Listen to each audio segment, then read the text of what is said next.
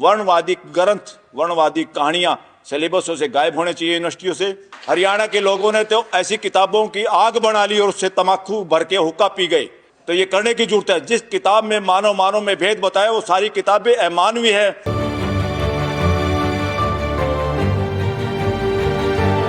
ये बदमाशी के अड्डे हैं, लगातार आपको गुलाम बनाने के अड्डे हैं। ऐसे अड्डों से बचो और खुल के बोलने की जरूरत है, डरने की जरूरत नहीं है। कोई आस्था वास्ता का कोई केस इसमें नहीं चल सकता। देश के करोड़ों लोगों को मरने के लिए कुंभ में इकट्ठा करते हैं।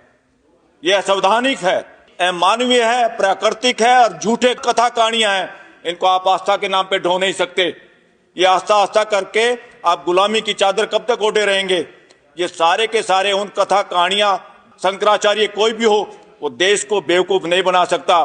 वो संविधान के अगेंस्ट नहीं बोल सकता। वो संविधान में दी हुई आजादी और संविधान की जो ड्यूटी है सबको साइंटिफिक टेम्पर का इंसान बनाना है, वो क्वेश्चन कर सके। आप इस पे क्वेश्चन नहीं करेंगे, ये आस्था है। ऐसी कोई आस्था देश में नहीं चल सकती। आस्थाओं के लिए 3 कंडीशन है। जो आस्था पे 3 कंडीशन पे खरी उतरती है उसको आप एब्सोल्यूट आस्था है, उसका अधिकार इस देश में, बाकी आस्था का अधिकार नहीं है। आस्था का अधिकार तब है आपको अगर आपकी आस्था देश के लोगों को की हेल्थ ना खराब करती हो। हेल्थ कौन सी? आपको बुखार थोड़ा चढ़ाना है। हेल्थ का मतलब है मानसिक हेल्थ। अगर आपको पंगु और नपुंसक बनाती है, मानसिक गुलाम बनाती है, आप बोलने से डरते हैं, आप क्वेश्चन नहीं कर सकते, आपको डर लगता है, असंवैधानिक है। जो आस्था आपको ये कहती है कि यहां एक बूंद पड़ी थी अमृत की, साथियों कितना असंवैधानिक है, प्राकृतिक है, यूनिवर्स के खिलाफ है ये बातें कि सुर और असुरों की लड़ाई हुई। कौन असुर हैं? धरती पे कोई असुर नहीं है। सारे के सारे 800 करोड़ लोग एक जैसे हैं, सबका सॉफ्टवेयर एक जैसा है। ये कौन नॉनसेंस बात फैला रहा आज तक? असुर और सुरों की लड़ाई हुई और उसमें कोई जीत गया और झगड़ा हुआ, 4 बूंद गिर गई और उस बूंद का पानी जहां गिरा बाकी धरती का क्या हुआ भाई? वो चारों बूंदे धरती इंडिया में गिरी। नॉनसेंस बातें करते हो, बकवास करते हो और अपने आप को शंकराचार्य और मंडेश्वर कहते हो, संत और बाबा कहते हो। लानत है। आज देश के लोगों को और खासतौर पर युवाओं को चैलेंज करना होगा इन फ्रॉड जो पोस्ट हैं। ये इस देश के लोगों को प्रधानमंत्री एक पोस्ट है, एक व्यवस्था है। प्रधानमंत्री किसी के बाप की और खैरात की पद का नाम नहीं है। प्रधानमंत्री ऑफिस एक व्यवस्था है और उस व्यवस्था पे कई बार गिरे हुए चरित्र के लोग भी जा ही सकते हैं।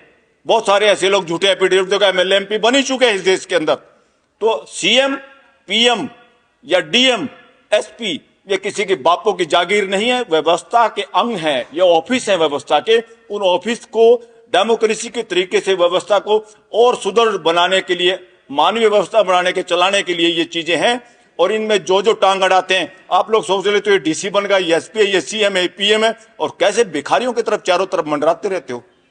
आपकी व्यवस्था आपने खड़ी की है और आप ऐसे भूख, और ये इस देश के अलावा बाकी देशों में कमजोर हो गई है। दुनिया के गिरजाघर खाली पड़े, नीलाम हो रहे हैं और हमारे यहां मंदिर पे मंदिर बने जा रहे हैं, मस्जिदें बनी जा रही हैं, झगड़े हो रहे हैं।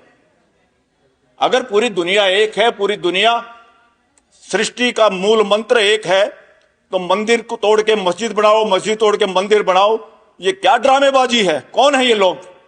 ये सौदागर हैं, व्यापारी लोग हैं, धंधा चला रहे हैं, कोई भी है।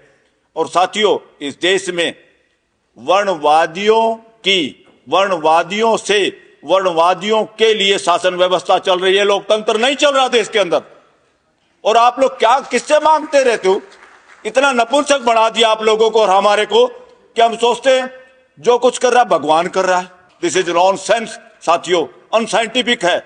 अस्तित्व में कोई ऐसी पावर नहीं है जो लोगों के साथ भेदभाव करती है। जो भी भेदभाव है मानव करता है, मानव द्वारा होता है, मानव के लिए करता है। अस्तित्व में कोई ऐसी शक्ति नहीं है जो आपको दे देगा घर बैठे बैठे। आदमी को छोड़ के किसी को इन चक्रों में पड़ने की जरूरत नहीं है। आदमी ही है जिसको समझ के करना होता, बाकी किसी को ना गॉड ढूंढने की जरूरत, ना मंदिर मस्जिद जाने की जरूरत है। ये हमारी व्यवस्था है और हमें भाईचारा बढ़ाने के लिए, और देश के संविधान का एक ही मूल मंत्र है, आपका कानून, आपकी व्यवस्था, आपकी रिजर्वेशन पॉलिसी, आपका कुछ भी अगर उससे भाईचारा, बंधुत्व अगर नहीं बढ़ता, तो यही एक मूल मंत्र आम आदमी पहचान सकता है कि देश में डेमोक्रेसी है कि नहीं है, शासन चल रहा है। भाईचारा कम हो रहा है तो शासन चल रहा है। राजा बदमाशी कर सकता है, किसी एक के साथ प्यार और दूसरे के साथ दुलार अपनी सत्ता बढ़ाने के लिए। घर का बाप, घर का दादा अपने बच्चों के साथ, माँ बाप अपने बच्चों के साथ भेद कर ही नहीं सकता। वो व्यवस्था होती है, ये शासन व्यवस्था नहीं है। ये तानाशाही चल रही है देश के अंदर। वर्णवादी ग्रंथ, वर्णवादी कहानियां सिलेबसों से गायब होने चाहिए, यूनिवर्सिटियों से। हरियाणा के लोगों ने तो ऐसी किताबों की आग बना ली और उससे तमाकू भर के हुक्का पी गए। तो ये करने की जरूरत है। जिस किताब में मानव में भेद बताया वो सारी किताबें अमानवीय है। ये बदमाशी के अड्डे हैं, लगातार आपको गुलाम बनाने के अड्डे हैं। ऐसे अड्डों से बचो और खुल के बोलने की जरूरत है, डरने की जरूरत नहीं है। कोई आस्था वास्ता का कोई केस इसमें नहीं चल सकता, क्योंकि 3 guarantee: public health, public order, public morality. Public morality क्या? जनता जब सारी की सारी उस बात को समझती है, जानती है सूरज इधर निकलता है और कोई कहे सूरज नहीं निकलता, धरती घूमती है, और मूर्खता इन्होंने की थी पादरी फादर लोगों ने, ठेकेदार थे जो ईसाई धर्म के, कि धरती नहीं घूमती, और गैलीलियो को सजा सुना दी, सजाए मौत। हमारे जैसे लोग थे कुछ साथी, कहा इन मूर्खों से कहां लड़ाई लड़ते हो, बचे रहे तो ज्यादा काम कर पाओगे, नहीं तो सूली कितने लोग चढ़ गए आप। तो उसने कहा भाई मेरी गलती होगी, तुम्हारी ग्रंथ ये जैसे भी बाइबल कहती है ऐसे हो रहा है, धरती नहीं घूम रही। क्या धरती घूमने से हटी? ना धरती घूमने से हटी, ना आज हटी, मगर उस फार्मूले को मानने से हमने कितने साइंटिफिक चीजें बनाई और कितनी तरक्की की। इसलिए साथियों, पब्लिक मोरालिटी ये है, जनता जिन चीजों को जानती है उसके खिलाफ अगर कोई सो कॉल्ड रिलीजियस ग्रंथ, ये रिलीजियस ग्रंथ नहीं है, धार्मिक ग्रंथ होते सच्चाई पे आधारित, ये सांप्रदायिक ग्रंथ है, झूठे हैं, कथा कहानियों से बचो। इस देश में आजादी के बाद एक संविधान बना, संविधान के हिसाब से देश में मानवीय व्यवस्था स्थापित होना जरूरी था। मानवीय व्यवस्था स्थापित होने के लिए संविधान है, न कि शासन स्थापित होने के लिए। आज जो भी सरकारें चल रही हैं, जिस तरह का एटीट्यूड है, वो एटीट्यूड व्यवस्था का नहीं है, शासन मानसिकता का है।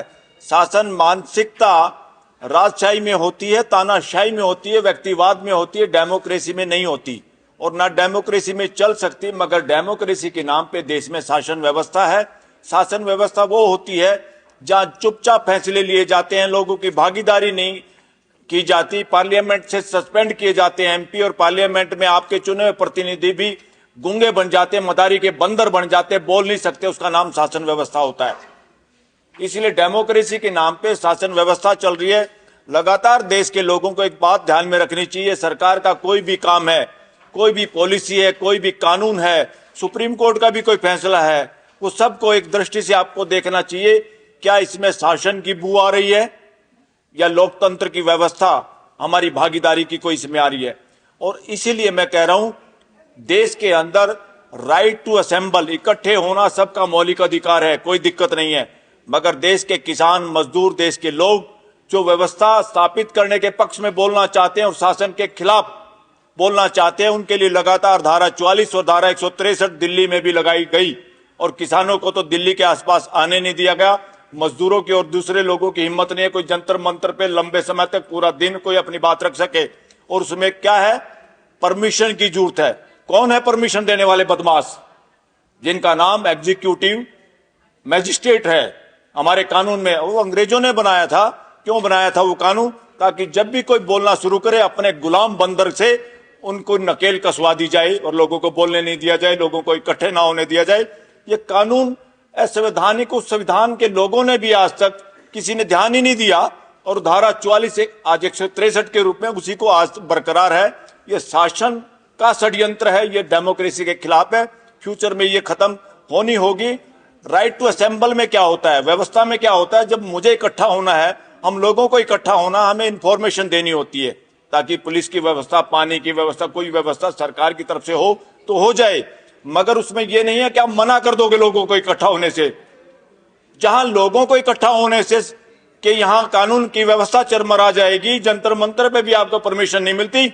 हाँ, आपने ये पीछे जो लिखा है दिल्ली में डोमिसाइल का, बिल्कुल, अरे दिल्ली में इतने सारे कानूनों का आपने ध्वस्त कर दिया पूरे देश के लिए। जब आपको बेनिफिट होता है वर्णवादी व्यवस्था को, वर्णवादी मानसिकता को, तो आप सारे कानून ध्वस्त कर देते हो।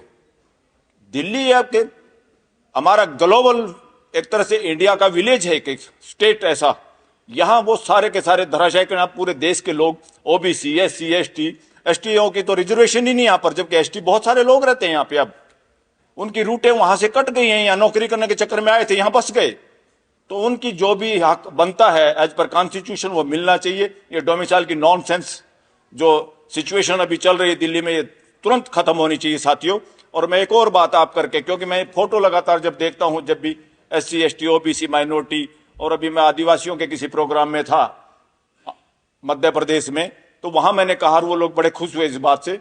मैंने कहा बात सुनो, नॉर्थ इंडिया का अगर सबसे बड़ा इसके खिलाफ लड़ने वाला आदमी जो वर्णवादी व्यवस्था के खिलाफ, वो था छोटू राम, जो कंबाइंड पंजाब में एक मंत्री था। वो CM हो सकता था, मगर जानबूझ के उन्होंने ये, क्योंकि बहुसंख्या में मुसलमान लोग ज्यादा थे, वो उनको खुद बनाना चाहते थे CM, मगर फिर भी उसके बावजूद मुसलमान CM थे।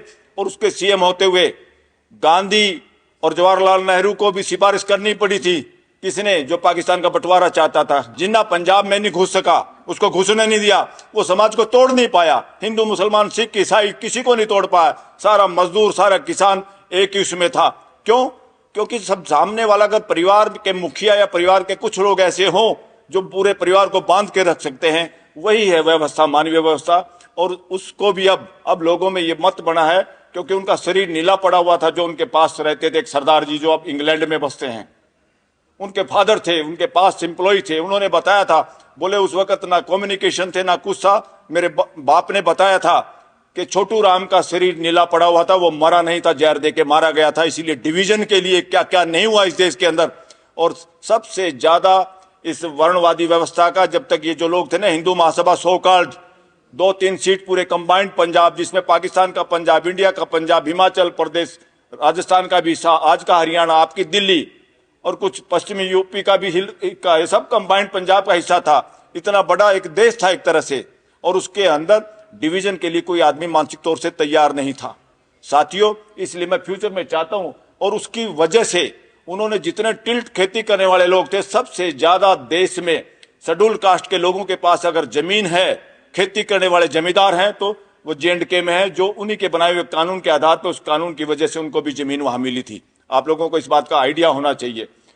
और उसका बेनिफिट वर्णवादियों को भी मिला, ब्राह्मणों को भी मिला, बनियों को मिला। जो टिल्ट करता था, खेती करता था, उन सबको मालिकाना हक मिला था, only due to Chhotu Ram. तो छोटू राम जैसा वो भी एक OBC का चेहरा है इस देश के अंदर, और उस OBC का जो माइनॉरिटी के साथ हैं, जो डिविजिव फोर्सों के खिलाफ लड़े, और उस फोर्स के खिलाफ लड़ते लड़ते जिनकी शहादत हुई, और समाज को पता ही नहीं था कि जहर दे के मारा गया। आज जब उसके सबूत सामने आ रहे हैं, तो ये स्टोरी इस देश की है। हमारे चैनल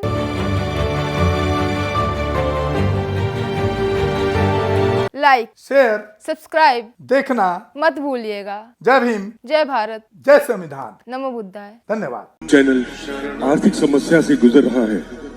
अगर आप बहुजन समाज में बाबा साहेब अम्बेडकर और तथागत बुद्ध की विचारधारा को अधिक से अधिक लोगों तक पहुंचाना चाहते हैं, तो हमें आर्थिक सहयोग प्रदान करें, ताकि हम अपने चैनल के माध्यम से देश विदेश में समता, बंधुता, एकता और संवैधानिक अधिकारों को ज्यादा से ज्यादा लोगों तक पहुंचा सकें। आप अपनी सहायता राशि नीचे लिखे खाते में जमा करा सकते हैं। खाता धारक गौतम रत्ना, खाता संख्या 316957686551, IFSC कोड SBIN 0060336, बैंक भारतीय स्टेट बैंक। आप हमारे बैंक खाते का विवरण स्क्रीन पर भी देख सकते हैं। जय भीम, जय भीम। मैं गौतम रत्ना, गौतम फिल्म्स प्रोडक्शन में आपका स्वागत करता हूं। आप हमारे प्रोडक्शन हाउस के अंदर अपना कैरियर बना सकते हैं as a film director, as a producer and actor and actress and editor and cinematographer also. अगर आपको फिल्म से रिलेटेड कुछ भी प्रोजेक्ट आपको बनवाना है, तो हमारे पास में पूरा सेटअप है, जिसमें फिल्म कैमरा है, शूटिंग लाइट्स है और एडिटिंग है। सारा A to Z एक ही जगह पर आपको हमारे यहाँ पर मिल जाएगा। तो दोस्तों, आप हमें कांटेक्ट कर सकते हैं हमारे नंबर्स पर 9810085714